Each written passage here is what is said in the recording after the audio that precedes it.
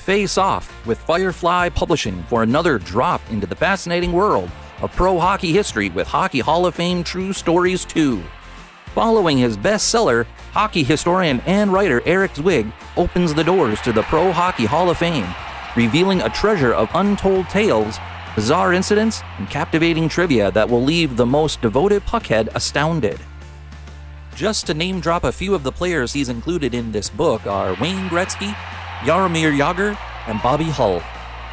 Hockey Hall of Fame True Stories 2 is a must-read for pro hockey fans who crave more than just scores and statistics. Mr. Zwig invites you to uncover the true stories that have shaped the sport, ensuring that you will never look at the game of hockey the same way again. So skate on over to Amazon.com, Target, and Walmart to get your copy now.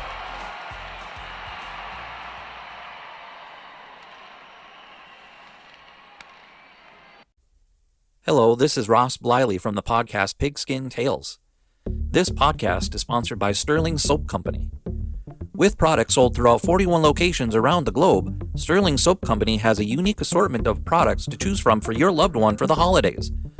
Handmade artisan soaps created by Roderick and Amanda Lovin since 2012, these products are affordable and provide great value. Act now and save on your shipping costs. If you purchase $75 or more, your shipping cost is free in the United States. Shop now online at sterlingsoap.com.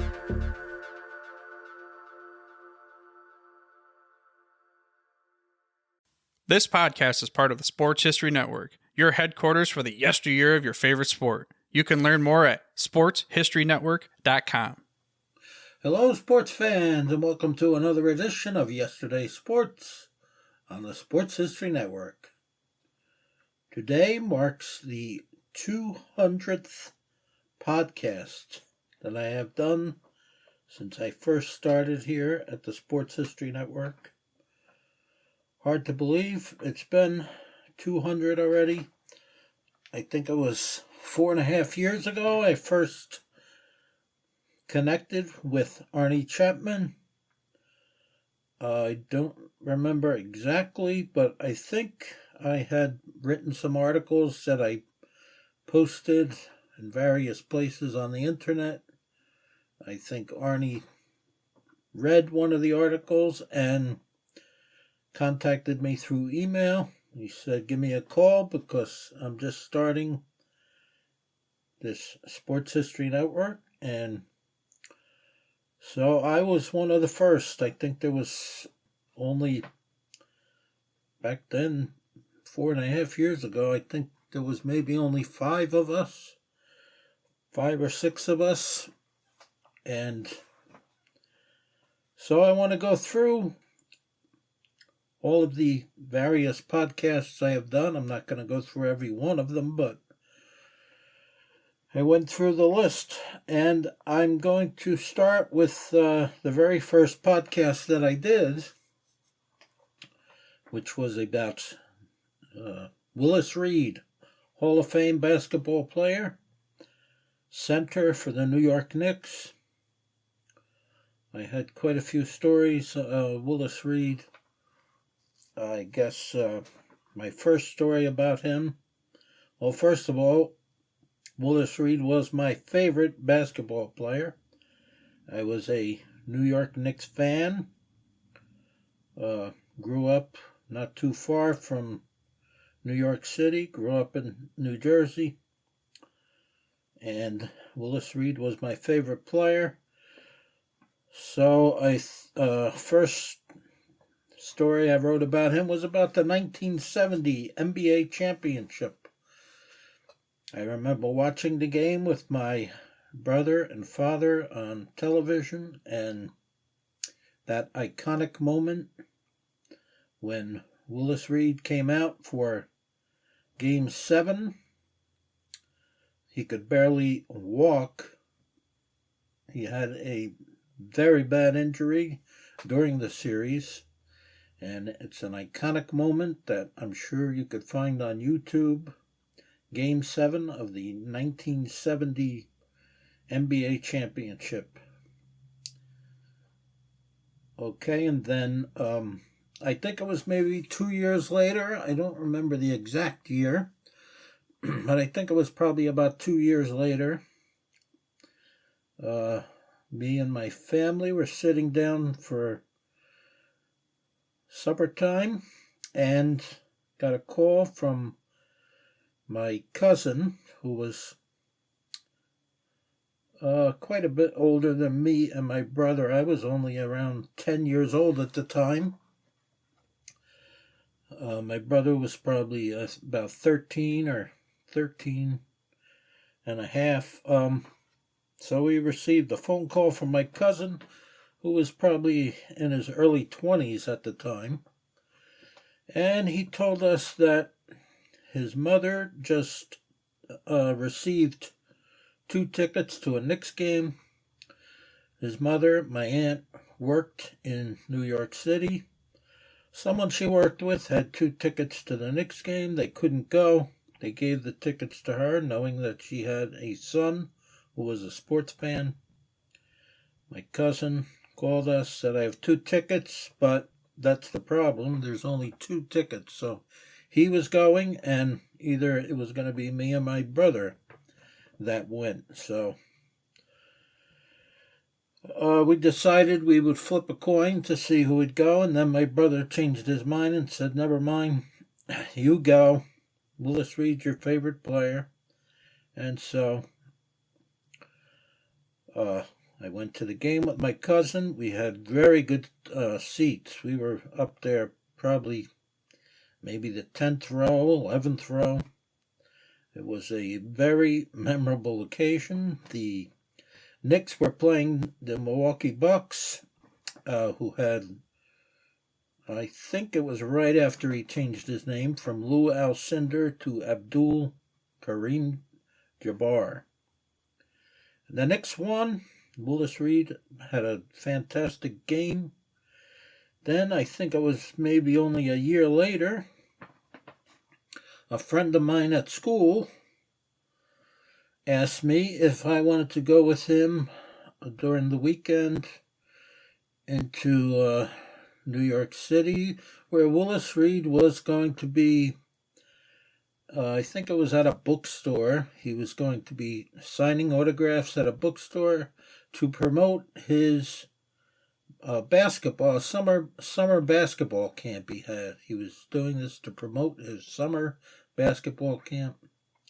So I went with my friend. His father drove us into the city, and I got to meet Willis Reed and get his autograph. And unfortunately, we did not get a picture.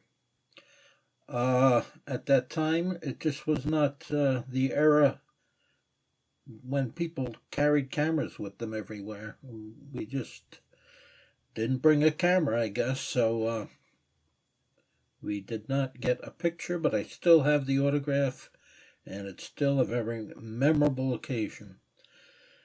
Okay, moving on to some other podcasts. I had a podcast about the 1977 New York Yankees. I was and remain a New York Yankees fan. 1977 was a very big year. The Yankees had not won a World Series since 1962, which happened to be the year I was born. So I never got to see the Yankees win a World Series until 1977. I was 15. They won the World Series, and the whole neighborhood was mostly all Yankee fans, and the whole neighborhood erupted in celebration. People were driving around honking their horns, and it was quite a moment for us Yankee fans, because most of us who were kids and teenagers, like I say, we had never seen the Yankees in their glory years. We saw them when they weren't such a good team. And then they won again the following year, in 1978. Moving on to my next podcast, I did a podcast on Joe Namath. Some people have a lot of criticism towards Joe Namath, and say he doesn't belong in the Hall of Fame. Now, I'm not one of those people that really cares all that much about who's in the Hall of Fame, who isn't. I don't really get into those debates because, to me, if you were a great player, you're a great player. Whether you're on the Hall of Fame or not, I could care less. I watched Joe Namath. I didn't really get to see Joe Namath in his prime. A lot of people don't realize his first 5 seasons, from 1965 to 1969, he never missed a game. Did not miss any games during his first 5 seasons, even though he was playing with his legendary bad knees and other injuries. To me, I do think Joe Namath belongs in the Hall of Fame because some people say not, because if you look at his statistics and he had a lot of interceptions, okay, fine, but I watched him play and I thought he was one of the most talented quarterbacks in the league, and to be able to do what he did with the damaged knees that he had and the injuries that he sustained. And you have to remember, football was a very different game at that time. There was no protecting the quarterback. He got hit, whether he had the ball or not. He was getting hit on almost every play. And he was one tough character. I'll tell you that much. Next podcast I did a podcast on Super Bowl 10 between the Pittsburgh Steelers and the Dallas Cowboys. That was a season that the Cowboys were supposed to be rebuilding. They had a lot of young players. They had the Dirty Dozen, they called them, 12 rookies. They weren't even supposed to make the playoffs. They wound up in the Super Bowl and actually were in the lead. They were defeating the Steelers for almost that entire game until the fourth quarter. The Steelers blocked the punt, and that kind of changed the game. After that, the Steelers had a lot of momentum. One of the best Super Bowls that I've ever seen. Steelers won 21-17. Next podcast I did on the fight of the century, Joe Frazier versus Muhammad Ali. Not only was it one of the greatest fights, I'm sure you could find other fights to point to that were maybe even better than this fight. But I guess it was the popularity of the fight. Prior to the fight, it was just something that everyone was talking about, even non-sports fans, non-boxing fans. Everyone was talking about this fight. That's why they call it the fight of the century. I guess because their personalities were such polar opposites. Myself and my brother, we were not Ali fans. I never liked athletes that were very brash and bragged a lot. I later in life learned to respect Ali, but at that time I did not like Ali at all. Me and my brother were heavily rooting for Joe Frazier, who was polar opposite of Ali. He was quiet, he was all business, he just went in the ring and did his job. Frazier won the fight on a unanimous decision. And the next day, everyone was talking about the fight at school and people at work. It was just one of those sporting events where the whole world was talking about it. Now, my next podcast, I speak about how I became a Dallas Cowboys fan, even though I grew up in New Jersey. I won't go into too much detail. You could check out the podcast. I guess mainly I kind of started out as a New York Giants fan. Giants were not very good at that time.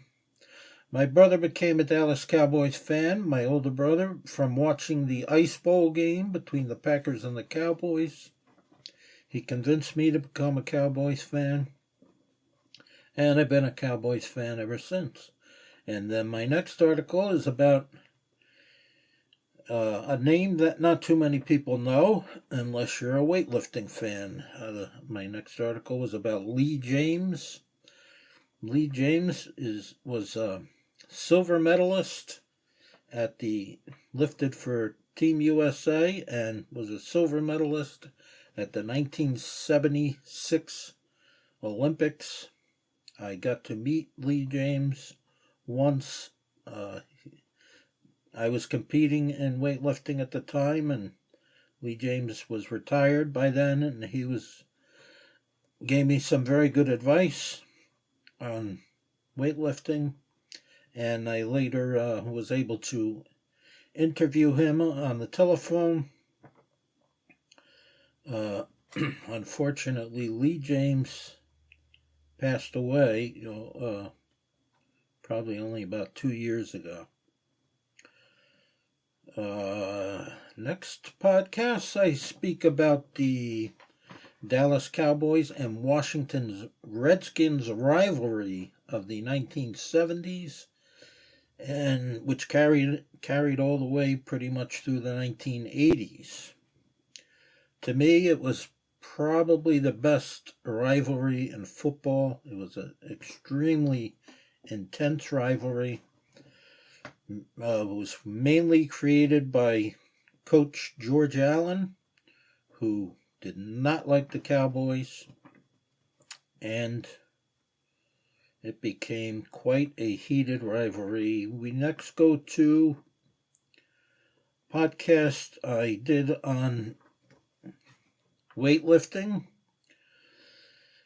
on how the Bulgarian weightlifting team overtook the Soviet Union as the best weightlifting team in the world all throughout the 1970s. It pretty much started in the late 1960s, all the way through the 1970s into the early 1980s. The Soviet Union was a weightlifting powerhouse. No one could beat them.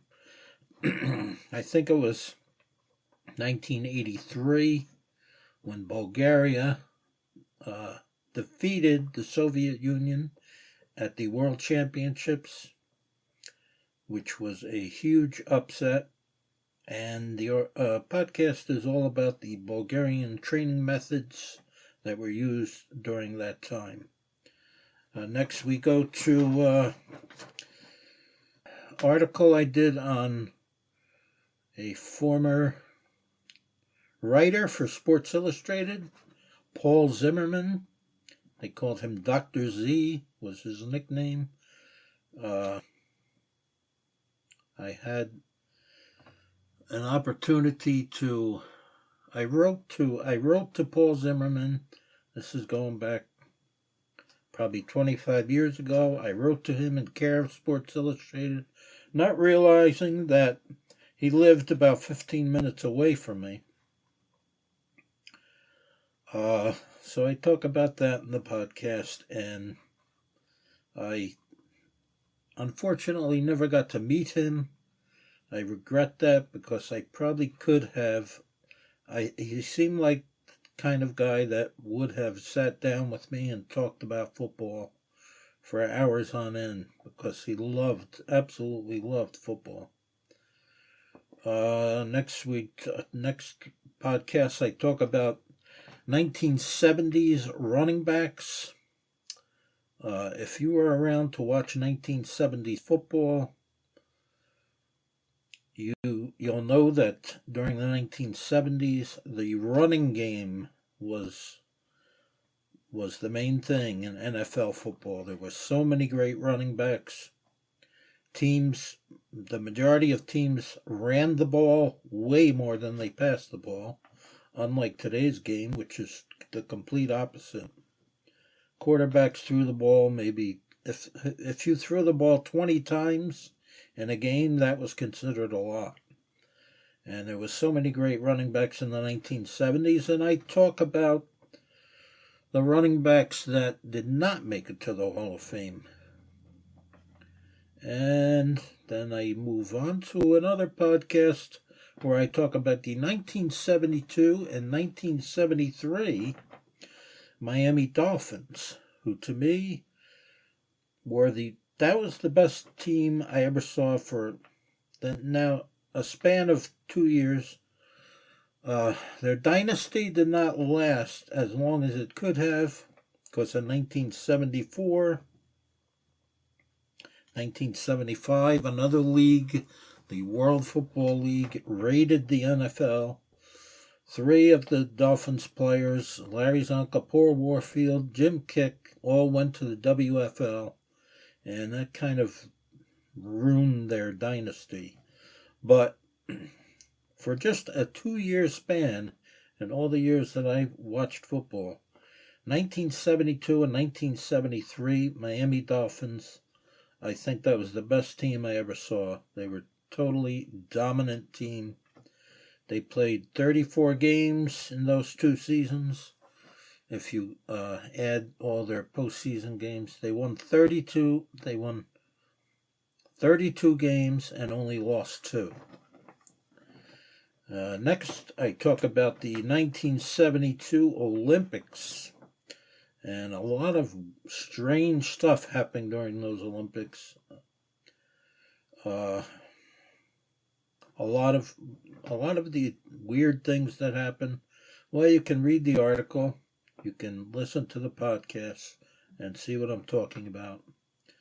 And obviously, the most tragic thing about that Olympics was the Israeli athletes. There was a coach. There was more than just athletes, mostly athletes. I think 11 athletes. I think 1 coach, a police officer. All were killed by terrorists. Israeli athletes, all killed by terrorists. This is the first Olympics that I remember watching. The prior Olympics, 1968, I was only 6 years old, so I don't really remember that. 1972, I was very excited to watch the Olympics, and I was enjoying it very much, and then this tragic event happened, and I was just stunned like the rest of the world. Next, I talk about the Pro Football Hall of Fame.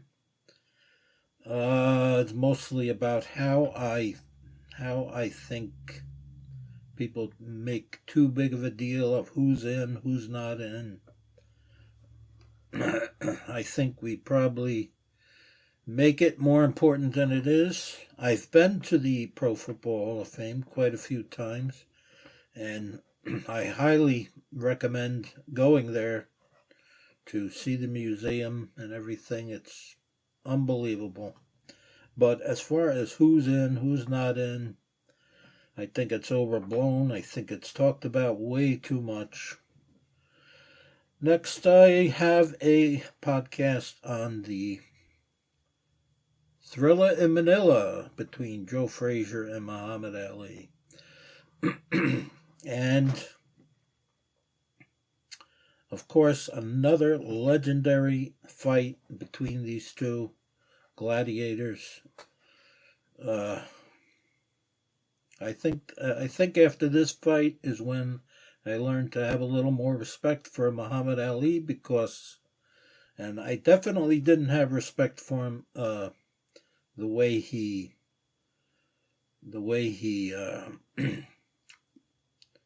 what's the right word for it? He really was not very nice to Joe Frazier. Called him a gorilla, and I just thought that kind of stuff was very low class. After the fight, he was a lot more humble, of course, and gave Joe Frazier a lot of credit. But what really amazed me about that fight, and Joe Frazier admitted this himself. Joe Frazier said, I hit Muhammad Ali with punches that would have knocked down a brick wall, and he would not go down. So, I think one of the things that made Muhammad Ali such a great fighter is his ability to take a punch. Of course, later in life, that he paid for that. I'm moving down the list. I'm talking about the Pittsburgh Steelers and Oakland Raiders rivalry, which was not nearly as long of a rivalry as the Redskins and Cowboys. But from 1972 to 1978, it was possibly even more intense than the Redskins-Cowboys rivalry. Though these two teams were not in the same division, they met each other in the playoffs 3 years in a row. These teams really disliked each other. You can hear all about it in my podcast. Next podcast, I talk about a quarterback by the name of Joe Kapp. 1969. Joe Kapp, really had a brief NFL career. He played most of his career in the Canadian Football League. 1969 is really the first year I can remember watching NFL football. And for some reason, I didn't really like the Minnesota Vikings, the team he played for. But I liked Joe Kapp.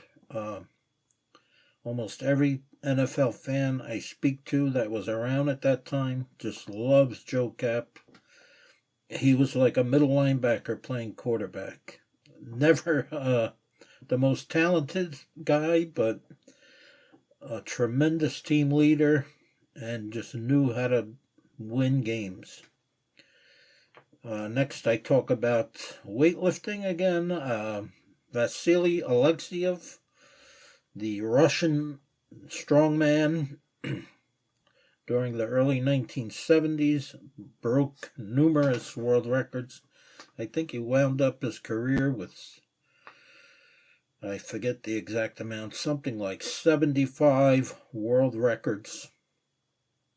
He was well known in weightlifting circles. His name is very well known. Probably a lot of people that aren't even weightlifting fans remember seeing Vasily Alexiev. Next, I talk about my fascination with pro wrestling. I had a span probably from around 1974 to the early 1980s where I was a big pro wrestling fan. And then we move on to a podcast. I don't want to get too much into this because I get a little agitated by people who, for some unknown reason, they want to downgrade the accomplishments of one Emmitt Smith, the all-time leading rusher in the NFL. Some people don't like hearing that. I have no idea why anyone would want to downgrade this guy's accomplishments. He's clearly one of the best running backs of all time. And I get so tired of hearing people say that he was only good because he had a great offensive line, which is such nonsense, because Emmitt Smith is not the only running back who's ever had a great offensive line. I could name numerous running backs who had great offensive lines. So if you think the only reason Emmitt Smith was good is because he had a good offensive line, I'm sorry, you just don't know anything about football. Next, we're moving on to another boxing podcast. I did a podcast on boxer Jerry Quarry. I remember Jerry Quarry very well from the 1970s. And I guess at that time I didn't realize how good of a boxer he was, because every time I saw him, he was losing. But I didn't really understand at the time the reason he was losing is because he was fighting guys like Joe Frazier, Muhammad Ali, Ken Norton. And then I started to do a little research on Jerry Quarry and found out what a good boxer he was, that he was winning a whole lot more than he was losing. And he was beating some top guys. Ernie Shavers, who I also did a podcast on, he knocked out Ernie Shavers in the first round. That should tell you something about how good Jerry Quarry was. Next, I did an article on my next podcast. This one's kind of sad because we had a podcaster who joined us. Name was Frank Redding. He had a show called Ringside from Reading. And we did a podcast together. We did a few together. We did one on pro wrestling. We did one on the Cowboys and Redskins rivalry, because I was a Cowboys fan, he was a Redskins fan. We had very good camaraderie. I didn't know Frank prior to this. We didn't live near each other or anything. We weren't lifetime friends, but we were developing a good friendship. We had a very good camaraderie. We did some podcasts together, which I really enjoyed a lot. And unfortunately, sadly, Frank died just maybe 3 or 4 years ago. It was very sad. He was only in his late 50s. And I miss Frank. We did have a lot of fun together for the short time I knew him. Next I did a podcast on 1970s NFL playoffs.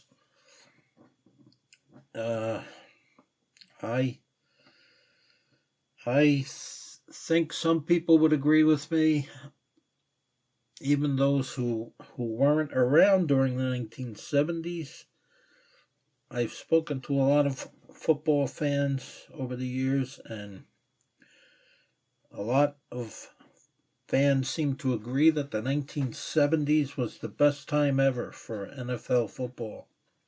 And so I did a podcast on the 1970s playoffs games. There weren't nearly as many playoff games back then. There weren't nearly as many teams. You didn't get in the playoffs like they do today with a 8-8 record or a 7-7 record. And at this point, I guess, is when I was inspired to write a book about 1970s football. The title of the book is Reliving. Oh my goodness, I can't even remember the title of my own book. Reliving 1970s. I believe it's Reliving 1970s Old School Football. If you want to look that up, it's available on Amazon. I next did a podcast on the 1980 Olympic hockey team, Team USA hockey team, who defeated the Soviet Union, possibly the greatest upset in sports history. The Soviet Union was considered unbeatable in hockey, and Team USA, a bunch of college kids, they defeated them, and they made a movie about it. I believe the name of the movie is called Miracle. If you weren't around back then, I highly suggest you watch the movie, and I'm sure you can find stuff on YouTube about it too. I next did a podcast, another weightlifting podcast, Well, it was a combination weightlifting and pro wrestling. Ken Patera, which a lot of people know the name from pro wrestling, but Ken Patera was one of the best weightlifters that America ever had. He won a silver medal at the 1971 World Championships. The only person that defeated him was Vasily Alexiev. He was in the super heavyweight division. He couldn't beat Vasily Alexiev, but he did take second place. He was the first American weightlifter to clean and jerk 500 pounds, and then, of course, went on to a great pro wrestling career. Now, my next podcast I did with, reconnected with an old friend, Dave DiPaolo. We spoke about our love for the Dallas Cowboys, especially during the 1970s. And Dave is not a lifetime friend. He grew up in Connecticut. I grew up in New Jersey. So, for those of you who have heard the podcast with me and Dave, I first met Dave, probably about 30 years ago, I would say. I heard Dave on a sports radio show called WFAN. The host of the show was Steve Summers. I heard him on the show with Steve Summers. I found out from listening to the show that Dave was a huge Dallas Cowboys fan. And so I went to meet Dave in Connecticut, where he had a Carvel ice cream store, and he had Dallas Cowboys and other NFL memorabilia all over the walls of his store. And we developed a friendship. And I did a podcast on the 1975 Dallas Cowboys. That was the team I spoke of earlier, who had the Dirty Dozen, the 12 rookies, and next I did a podcast on the best teams of the 1970s. Now, another thing about the 1970s is that there was not nearly the, what do they call that? I can't think of the name. There was no parody. That's the word I'm looking for. There was not much parody during the 1970s.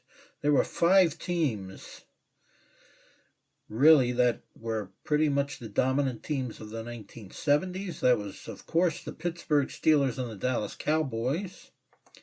The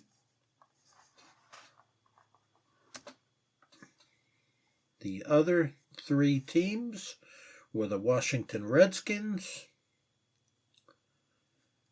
Well, there was more than 5 teams. There was the Cowboys, there was the Steelers, there was the Dolphins, there was the Redskins, there was the Rams, there was the Vikings, and there was the Raiders.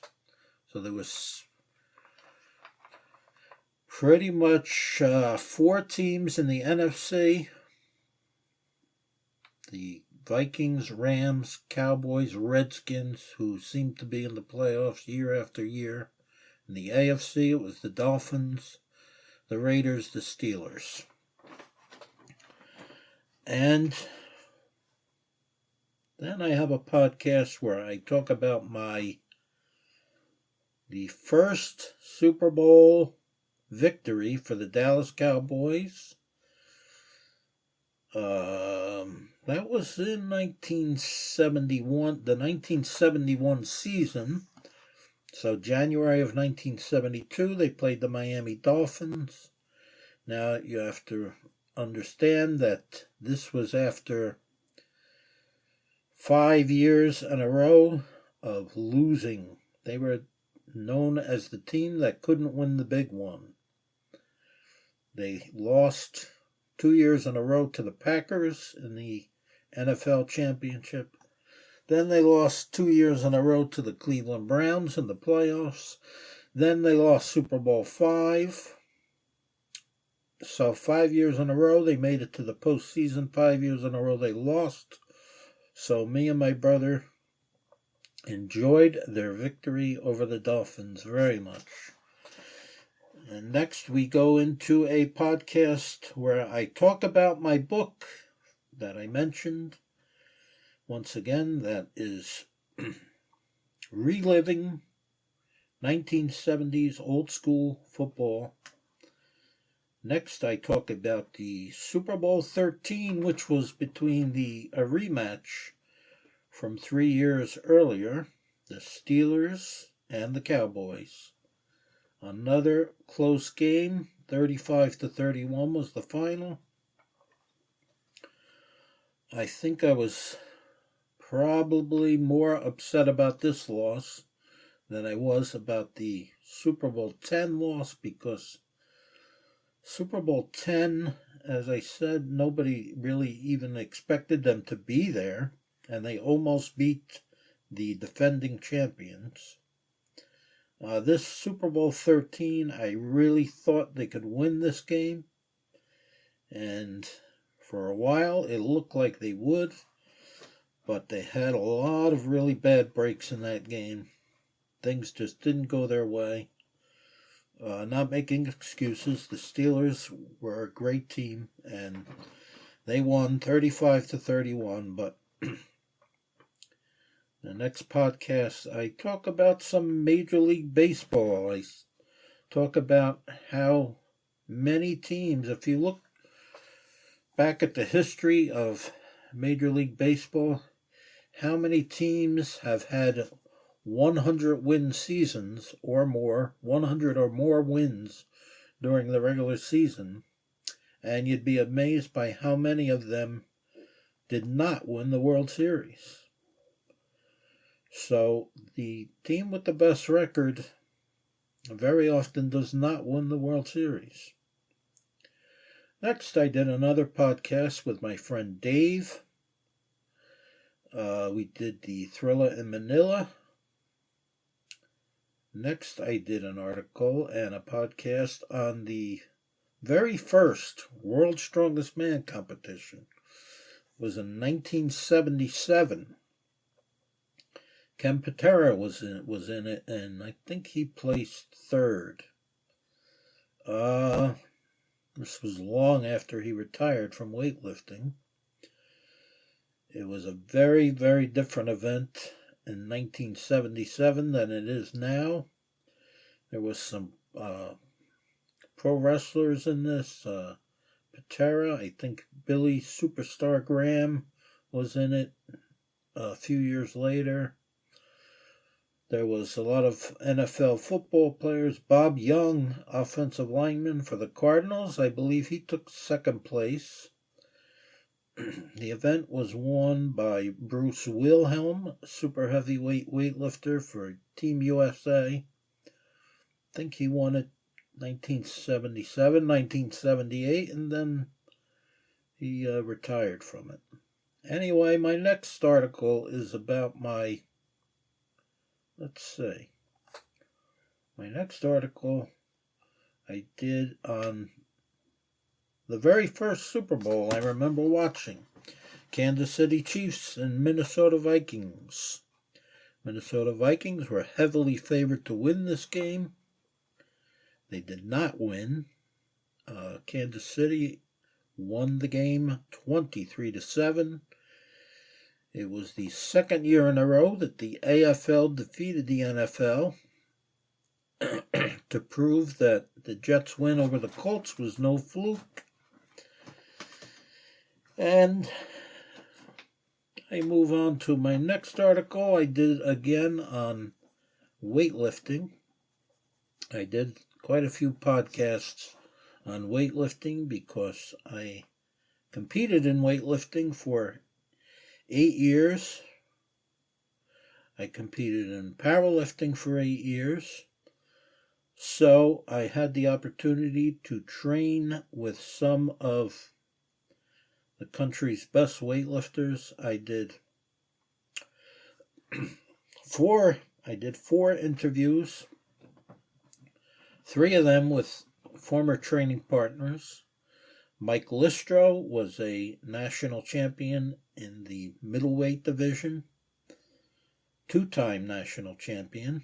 I trained with him and interviewed him. I did an interview with another former training partner, George Bajura, who I still occasionally get together with for training. George Bajura was light heavyweight, and he came in second place, actually tied for first place, and lost. The tiebreaker was whoever was the lighter body weight, so he had to settle for second because he was about 1 pound heavier than the person he tied with, which the person he tied with is someone I also interviewed. I never trained with Mark Lavelle because he's from Illinois, Chicago. Never had the opportunity to train with him. He's a national champion. Had the opportunity to interview him. And then lastly, I did an interview with Tim Queso, who helped me a lot when I first started weightlifting with coaching. It was very tough on me, but I learned a lot from him. And next podcast, I had the opportunity to interview author Mike Richmond, who wrote a book on Coach George Allen.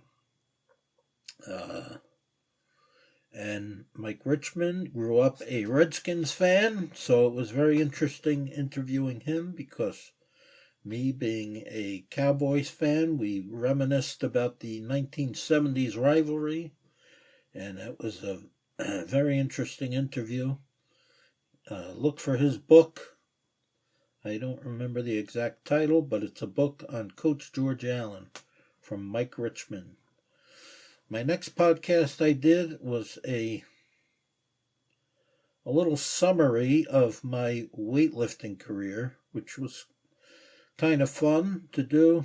Looking back on my weightlifting career, as I say, 8 years competing in Olympic weightlifting, 8 years competing in powerlifting. I was not what you would call a natural in the sport. I never went to any national competitions, but I do not regret my 16 years of competing. I had a lot of fun with it. I still do weightlifting as a form of staying in shape. And I have a book on weightlifting that I wrote, which is titled No Nonsense Old School Weight Training. And you could also find that on Amazon. Next, I did another podcast with my friend Dave DiPaolo. We talked about the 1971 playoff game between the Kansas City Chiefs and the Miami Dolphins. That game was played on Christmas evening, 1971. I believe it's still the longest NFL game ever played. It went until about the middle of the 6th quarter before Garo Yepremian kicked the winning field goal for the Dolphins. And we also spoke about the 1972 NFC playoff game between the Dallas Cowboys and the San Francisco 49ers. One of the greatest comebacks in playoff history. The Cowboys were losing I believe it was 28-13 with only a couple minutes left in the game, and Dallas came back to win. Next, I did an interview with former NFL offensive lineman Steve Wright. Played a couple of years for the Cowboys, and I think the majority of his career he spent with the Oakland Raiders. And it was a very interesting interview. Steve Wright also wrote a book, and I cannot remember off the top of my head what the name of the book was, but you could look it up. I'm sure you can find it if you type in Steve Wright, former NFL player, author, and entrepreneur. Next, I did some podcast with Dr. Connor Heffernan, who is from Ireland. We did some podcasts on weightlifting. Dr. Heffernan was very knowledgeable about the history of weightlifting, and we had a lot of fun doing our podcast together. Lastly, not too long ago, during the summer, did another podcast with my friend Dave DiPaolo. We did a podcast on the infamous Hail Mary game between the Dallas Cowboys and the Minnesota Vikings. 1975 NFC playoff game. We went over that game tooth and nail. We went through every detail of the game.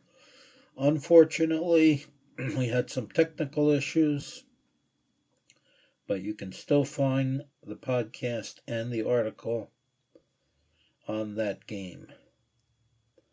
And also wanted to mention another book, my third book that I wrote, which can also be found on Amazon, is titled Running Wild. It's all about growing up in the 1970s. I tried to make it more of a non-sports book. Some people say all I ever do is talk about sports, which isn't true. I wanted to prove that. So I wrote this book about what it was like to grow up in the 1970s. There are some sports stories in there, but I tried to keep it more about just what it was like to live during the 1970s and all the historic things that happened. And you can find that book on Amazon, titled Running Wild, Growing Up in the 1970s. All right. So now that is my 200th episode. I want to thank Arnie Chapman and all the other podcasters and those who write articles on the Sports History Network. It's been a great 4 years. I've had a lot of fun with it. I hope to continue doing this because it's a lot of fun. It's very enjoyable. And I hope you'll keep listening. I hope I didn't talk too much. Okay, that will conclude this podcast. Keep listening. I have a podcast coming out every Tuesday. I hope you'll keep listening. Thank you, and God bless. This podcast is part of the Sports History Network, your headquarters for the yesteryear of your favorite sport. You can learn more at sportshistorynetwork.com. Hey there, sports history fan. This is Arnie Chapman, aka the Football History Dude, and I hope that you enjoyed this recent episode presented by the Sports History Network and were able to learn some good old-fashioned sports history knowledge nuggets.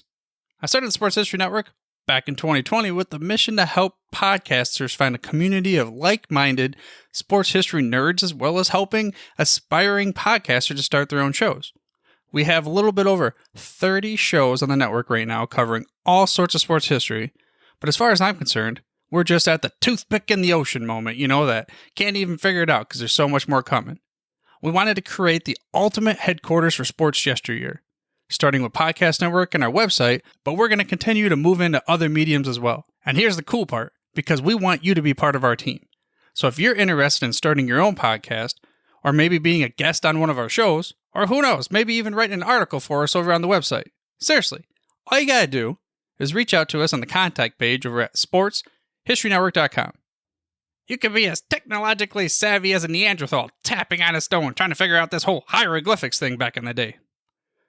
Again, it doesn't matter, because even if you don't understand the whole podcast space, we have a production team that can pretty much help you out with doing everything. All you gotta do, head over to sportshistorynetwork.com, head to the contact page, fill it out. That message goes right to me, and I'll reach out to you as soon as I can. But for now, dude, I'm through if you're through.